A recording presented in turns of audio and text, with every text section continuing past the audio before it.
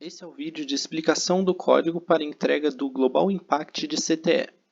Iniciando a explicação do nosso código pela ordem de execução, nós temos um primeiro print que irá pedir ao usuário para adotar os seguintes termos para as estações: 1 camp para Campinas, 2 SP para São Paulo, 3 SJC para São José dos Campos, 4 VR para Volta Redonda e 5 RJ para Rio de Janeiro. Esses termos vão estar numa lista E que foi colocada logo em seguida. Continuando, nós temos outro print que irá mostrar ao usuário as distâncias entre cada estação, sendo essas distâncias inseridas numa outra lista D. Continuando, nós temos mais um print, agora mostrando ao usuário que será feito o cálculo da tarifa por passageiro e do custo operacional por trecho. Para armazenar esses valores calculados, nós temos duas listas que foram criadas, uma tar e uma co. Para o cálculo, nós temos esse comando for, que vai cuidar do valor de x da seguinte forma. Nós temos essa variável dist, que ela vai ter o valor de d de x, que é a distância que nós temos na tabela aqui em cima.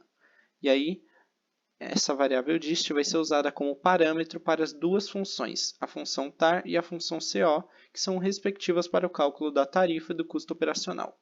Estas funções estão aqui no início do nosso código e funcionam da seguinte forma.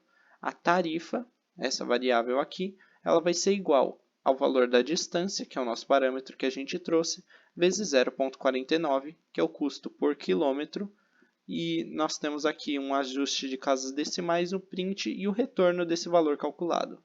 E do custo operacional, nós temos algo bem semelhante, que é a multiplicação da distância vezes 1.250.000. Nós temos o ajuste das casas decimais, o print e o retorno desse valor calculado. Esses valores calculados eles têm que ser retornados para serem inseridos na tabela e permanecerem aqui no nosso caso.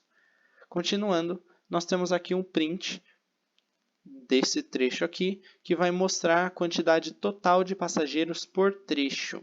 Aqui é imprimido os valores em milhares e logo em seguida nós temos para o usuário esse print que vai mostrar que será feito o cálculo da proporção de 30, 40, 50 e 60% do total de passageiros. Para fazer esse cálculo da receita com base nas proporções, nós temos uma lista que vai conter os valores totais de passageiros. Ela já está multiplicada por 1000 aqui, já que os valores são em milhares. E mais duas listas, uma que vai contar com a proporção, as projeções dos passageiros por trecho, e outra com a receita, com base nessas projeções. Para fazer esse cálculo, nós temos dois comandos for, e nós temos algumas variáveis numéricas, Nós temos o R, o A, o Z e o B aqui para conseguir realizar o comando a quantidade de vezes que a gente precisa com os valores certos. Aqui nós temos duas fórmulas principais. Essa primeira aqui, que pega o valor de passageiros total, que está presente nessa lista aqui em cima, e vai multiplicar pelo A, que inicialmente é 0,3, indicando os 30%.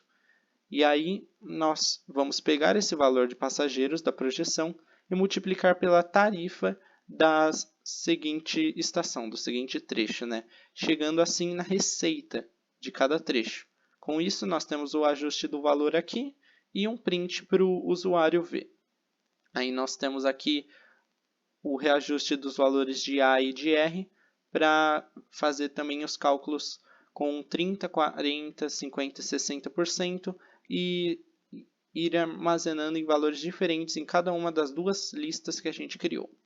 Continuando, nós temos um print ao usuário que vai mostrar que será calculada a quantidade mínima de passageiros por trecho, visando um lucro mínimo de 10%.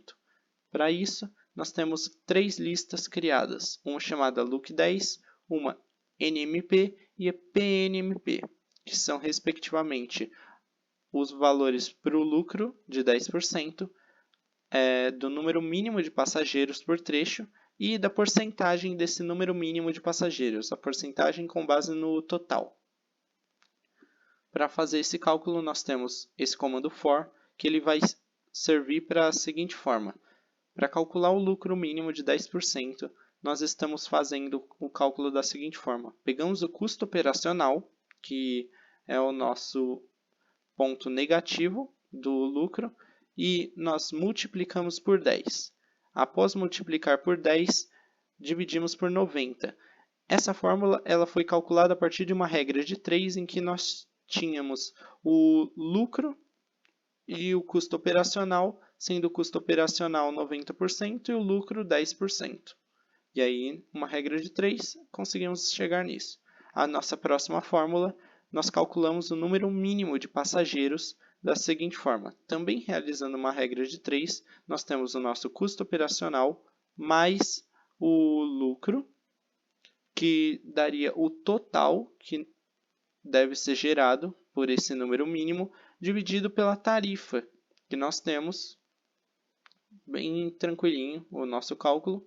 E aí, continuando, nós temos aqui só uma conversão para inteiro, e a porcentagem ela é feita também por uma regra de 3, em que o número mínimo a gente calcula multiplicado por 100 sobre o número total, e nós temos a nossa porcentagem. A partir disso, nós temos um ajuste numérico e um print ao usuário. Com isso, nós temos a nossa conclusão aqui, por um último print, e a finalização da nossa avaliação. Agora, colocando esse código para rodar, nós temos o seguinte resultado. Os prints para indicar os valores para cada estação, né, os termos, a distância entre cada estação aqui, os valores das tarifas e dos custos operacionais, os valores de passageiros total, né, por trecho, as projeções de 30%, 40%, 50% e 60%, em que nós temos aqui bem indicado. Aí nós temos a receita aqui em cada porcentagem e nós temos as estações que possuem essa receita. Continuando, nós temos a análise da quantidade mínima de passageiros por trecho, que é feito da seguinte forma, como é mostrado, né? Nós temos, para garantir um lucro de 10% entre os trechos que nós temos aqui das duas estações, o número mínimo de passageiros é D, nesse caso aqui é 2.834.467, que representam 19,47% do nosso total de passageiros. E o mesmo é realizado mais 3 vezes para o trecho 2 São Paulo, 3 São José dos Campos, aí de São José dos Campos para Volta Redonda, de Volta Redonda para Rio de Janeiro. E por fim, na nossa conclusão, nós temos que a partir dos dados e da análise feita sobre os trechos da ferrovia, pode ser concluído que a ferrovia é viável, possuindo um lucro mínimo de 10% em todos os trechos, com uma projeção de passageiros inferior a 40% do total. Tendo em vista esse cenário, não é necessária a implementação de uma estação adicional para tornar a ferrovia viável. Aqui é dito 40%, pois nesse terceiro caso nós temos acima de 30%. Então, para generalizar tudo, eu coloquei que a quantidade de passageiros é inferior a 40%, como pode se ver aqui. E por fim, nós temos a nossa avaliação encerrada e nós temos o nosso código feito aqui, indicando a possibilidade ou não das ferrovias serem viáveis. Muito obrigado.